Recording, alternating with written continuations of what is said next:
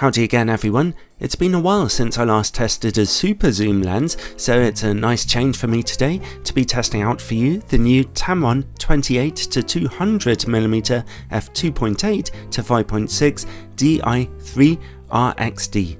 It's for Sony's full-frame mirrorless E-mount cameras and it costs about $730 in the US or around £650 here in the UK.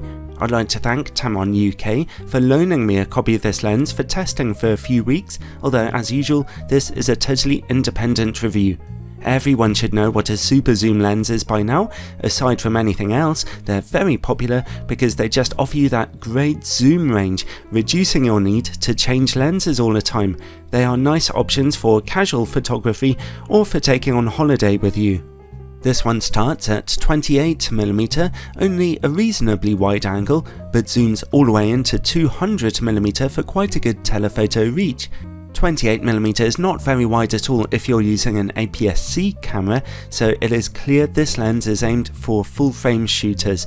You can get super zoom lenses with an even bigger zoom range than this, even for full-frame cameras, but then the compromises on image quality tend to get pretty serious, and Tamron are claiming that providing good image quality was a real priority with this particular option. Something they've also managed to do is to offer a brighter maximum aperture than usual.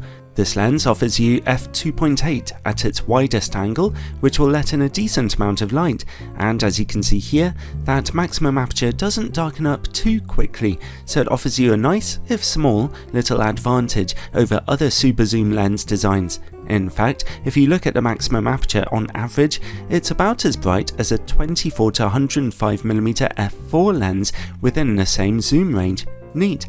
Well, let's take a look at the lens itself. It's not really very big considering its zoom range. It's made of plastic, but it feels surprisingly solid without much wobbling that I could notice, which is really nice for a lens with such a long zoom range.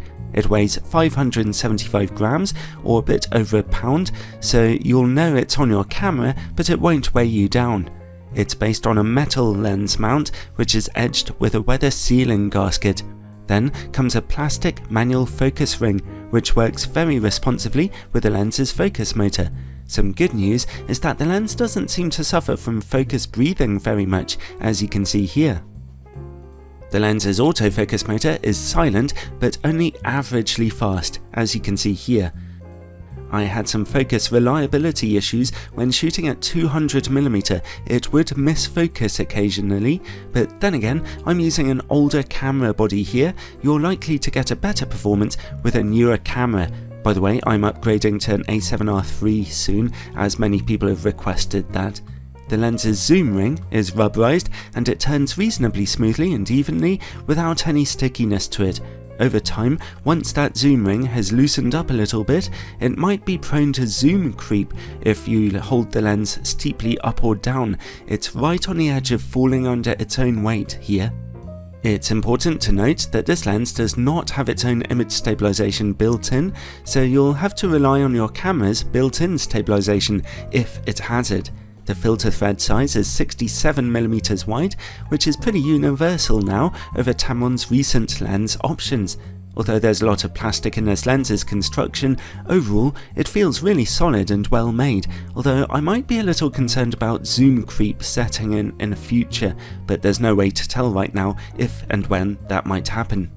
Now let's take a look at image quality. As I mentioned before, with its widest angle being 28mm, this lens is clearly intended for full-frame shooters, so I'll be testing it on a full-frame camera this time, my 42MP Sony A7R II. In-camera corrections are turned on. At the widest angle of 28mm and the brightest aperture of f2.8, we see razor-sharp image quality in the middle of the image and very good contrast. The corner image quality is a little softer, but actually there's still a good deal of detail being captured here and decent contrast. The problem is that obvious purple colour fringing on contrasting edges.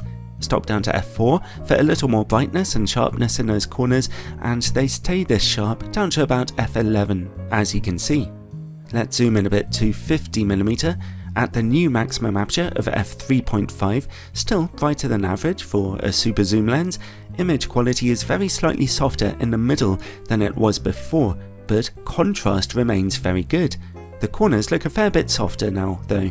Stop down to f5.6 for a little more detail to be captured in the corners, and the middle of the image improves too, looking excellent now. f8 looks just as good in the middle, but the corner image quality is especially improved, looking very good now with less colour fringing than at wider angles. Let's zoom in again now to 120mm. At the new maximum aperture of f5, image quality in the middle is perfectly sharp right away. The corner image quality, again, is softer than the middle, but not too bad. f8 looks a little better, f11 a little better again. Finally, let's zoom all the way into 200mm. At f5.6, image quality in the middle remains nice and sharp, with very good contrast. The further good news is that the image corners are still decently sharp here. Stop down to f8 for more brightness and a touch more sharpness, but stopping down to f11 doesn't bring about any further improvements. Stop down as far as f16 and, as you'd expect, a little softness begins to creep in due to the effects of diffraction. So then, overall, well, what do you think? Super zoom lenses like these often have some serious compromises in image quality, and I've seen some terrible ones in the past, but this Tamron lens holds itself together surprisingly well. The middle of your images will always be very sharp, and your image corners will always look fairly good too, even when shooting with your aperture wide open. It also offers good contrast across the zoom range. You will want to correct your images for colour fringing when shooting at 28mm though, and if you're shooting at around the 50mm mark, then that is definitely one focal length where you'll particularly want to stop down your lens's aperture for best results. Let's take a look at this lens's distortion and vignetting. The following pictures are taken with in-camera corrections turned off. At 28mm, we see only a little barrel distortion, much less than you'd normally expect from the widest angle of a super zoom lens. At f2.8, we do see some vignetting in the corners. Stop down to f4, f5.6 and f8 to see those corners brighten up quite nicely. Zoom in a bit to 50mm and very quickly we see strong pincushion distortion kicking in. Zoom in all the way to 200mm and it's still there, although not quite as egregious. At f5.6 the corners still look a little dark. Stop down to f8 and they brighten up quickly. Overall, the lens's designers have clearly prioritized correcting distortion at wider angles, leading to some heady problems as you zoom in, but at least vignetting isn't as bad as you'd normally expect for a super zoom lens. Keep your in-camera corrections turned on though. This lens can focus as closely as 80cm to your subject, which is very good for shooting smaller subjects. At f5.6, close-up image quality is a little softer than before, with a little less contrast, but it's still fairly good. f8 looks a little sharper, and f11 looks excellent.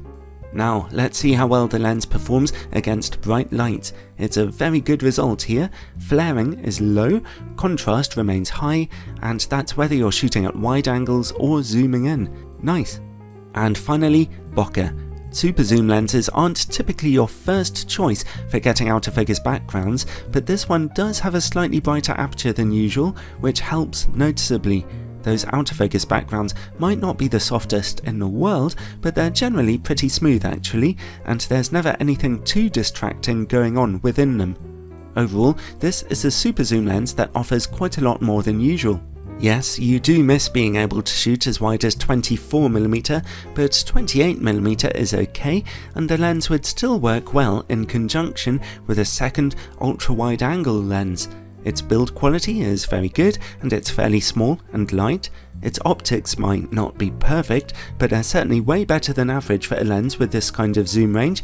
For example, check out my review of Sony's own 24 to 240mm super zoom lens. I'll put a link in the description.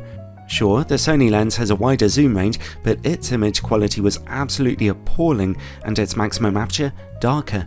With this new Tamron lens, your image quality is dependable, and there's a nice added bonus of a slightly brighter maximum aperture than usual.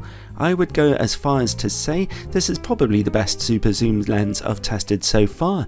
I really liked it actually, and it's a nice option to take on holiday with you. If your camera has in-body image stabilization, then this lens definitely comes recommended. I hope you enjoyed this review.